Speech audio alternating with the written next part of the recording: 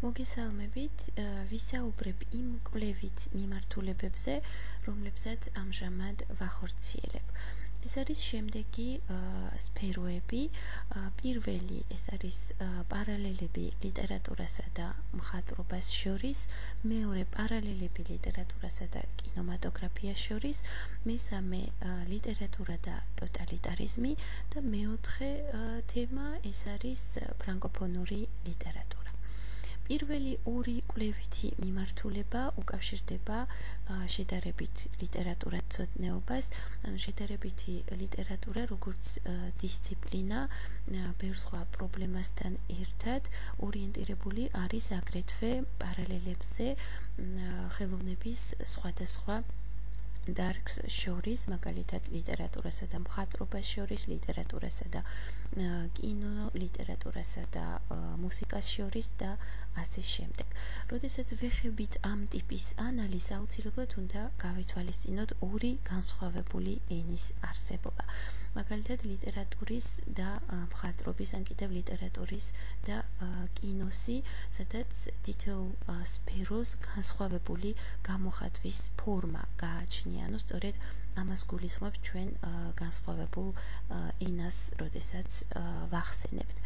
შესაძლოა ვისაუბროთ ამ შემთხვევაში პირველი დონის ტრანსპოზიციაზე, რომელიც მდგომარეობს ლიტერატურული ტექსტის სხვა ნიშნების სისტემაზე გადასვლაში, ანუ არავერბალური გამოხატვის ნიშნებზე.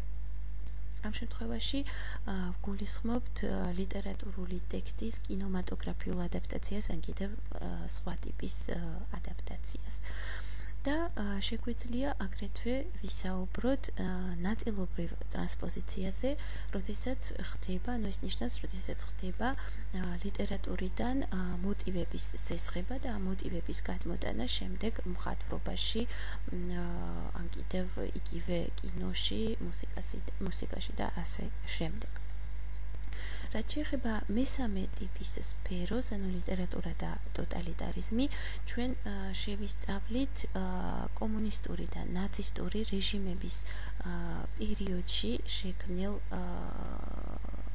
ლიტერატურულ ნაწარმოებებს. და ამ შემთხვევაში ჩვენი მიზანი არის ტოტალიტარიზმის ძირითადი თეორიტიკოსების, შეგვიძლია დავასახელოთ ანა არენტი, ცვეტან ტოდოროვი, ენცო ტრავერსო და ასე შემდეგ.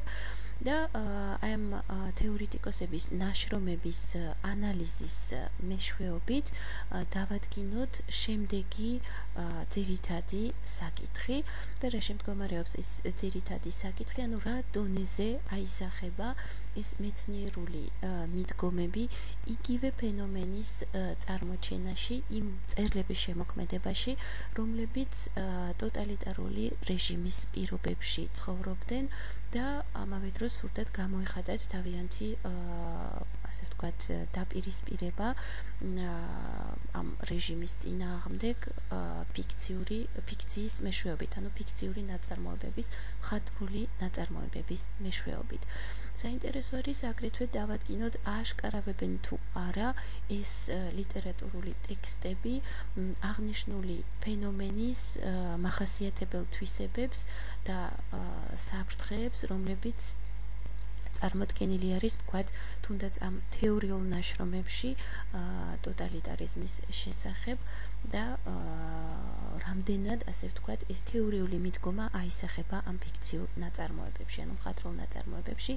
და კიდევ ერთი საკითხი, რომელიც ჩვენ გვაინტერესებს, ეს არის თუ რამდენად, ანუ თუ უბრალოდ რაში მდგომარეობს ამ ფიქციური ნაწარმოების, ამ მხატვრული ნაწარმოების როლი. ამ მსჯელობის ფარგლებში, რომელიც მოიცავს როგორც ტოტალიტარიზმის, ასევე ლიტერატურის კონცეფტს, აუცილებელი არის ხაზგასმა იმის, რომ კვლევა ძირითადად ეყრდნობა იმ ავტორების ფიქციურ ტექსტებს, რომლებიც უშუალო მოწმეები იყვნენ ტოტალიტარული რეჟიმის და ფაქტიურად რაც ნიშნავს იმას, რომ ისინი თანამედროვენი იყვნენ იმ ეპოქის, რომლის შესახებაც ისინი წერდნენ. ანუ შესაბამისად ჩვენ გვაინტერესებს იმ ავტორების განხილვა, რომლებიც ქმნიან თავიანთ ნაწარმოებებს ტოტალიტარული რეჟიმის პირობებში და არა ამ რეჟიმის დასრულების შემდეგ. და რა თქმა უნდა, ამ ნაწარმოებში ყველა თავისებურად გამოხატავს, ესე ვთქვათ, დაპირისპირებას ამ რეჟიმის წინააღმდეგ. ეს შეიძლება იყოს არალეგალური გამოცემების გზით, ან კიდევ ზოგიერთი გამოხატავდეს ღიად, ან კიდევ გადასახლებაში.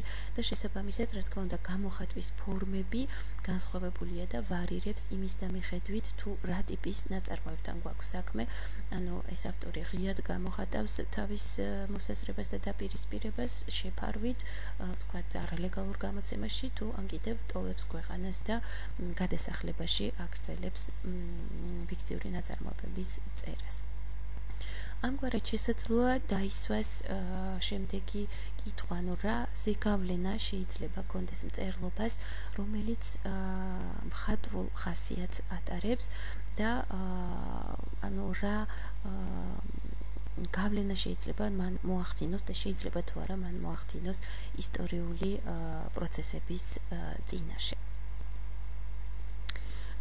ლიტერატურა და ტოტალიტარიზმი მოიაზრებს კვლევის ორ მიმართულებას და ეცდება, რომ სურს რომ გასცეს პასუხი შემდეგ კითხვებს, ეს არის რას წარმოადგენს ზოგადად წერლობა მე-20 საუკუნეში, როგორ შეგვიძლია განვარტოთ ტოტალიტარიზმის კონცეფცია სწორედ ლიტერატურაზე დაყრდნობით და რა კავშირი აქვს ტოტალიტარიზმის კონცეფციას მწერლობასთან და რას წარმოადგენს, ასე ვთქვათ, ის თავის მხატვრულ გამოხატულებაში. და რა ფორმით აგრძელებს ლიტერატურული ტექსტი არსებობას, როდესაც მან უნდა გააკეთოს არჩევანი ან მორჩილ მსახურებას შორის, ან კიდევ სიკვდილს შორის. და კიდევ ერთი საკითხი, რომელიც ჩვენ გვაინტერესებს ამ შემთხვევაში, არის შემდეგი, ანუ ნიშნავს თუ არა ტოტალიტარული რეჟიმი პარალელურად აუცილებლად ტოტალიტარულ საზოგადოებას და თუ ეს ასეა, მაშინ რა ნიშნების მატარებელი არის ასეთ შემთხვევაში წერლობა, რომელიც ტოტალიტარული საზოგადოების წიაღში და პირობებში იქმნება.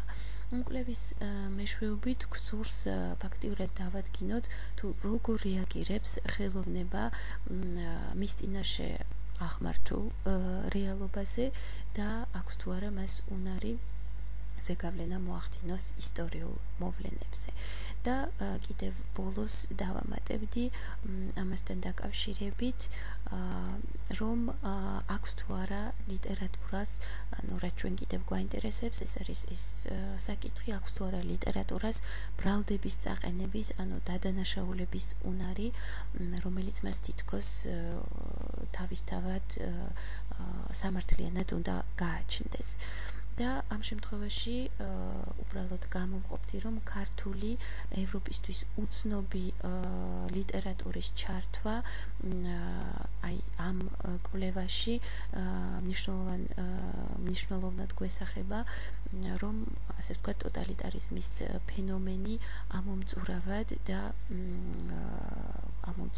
და უფრო ზუსტად იქნას შესწავლილი.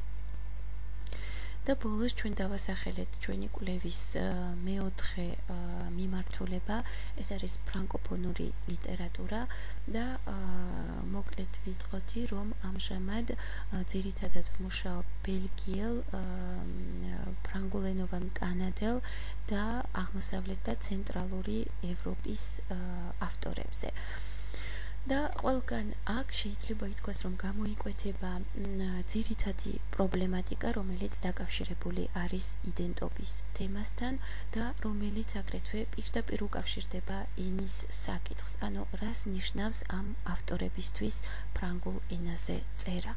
საკითხი, რომელიც რა თქმა უნდა განსხვავებული არის იმის მიხედვით, თუ რომელ სივრცესთან გვაქვს საქმე, ანუ ბელგია არის ეს, კანადა თუ აღმოსავლეთ და ცენტრალური ევროპა. მადლობთ ყურადღებისთვის.